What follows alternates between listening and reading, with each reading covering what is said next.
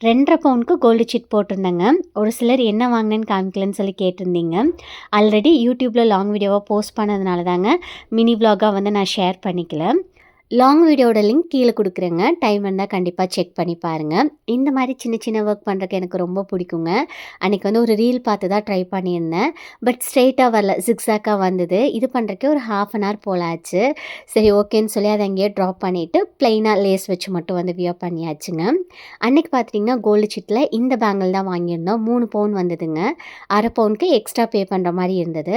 40,000 + 7,000 ஓவராலாக வந்து ஜிஎஸ்டி பே பண்ணியிருந்தோம். இந்த சாரீ நம்மளோட ரியா புட்டிக்கில் அவைலபிளாக இருக்குங்க. உங்களுக்கு பிடிச்சிருந்தா ஸ்க்ரீன்ஷாட் எடுத்துகிட்டு வாட்ஸ்அப் பண்ணுங்கள். 1200 + 50 ஷிப்பிங் வருங்க.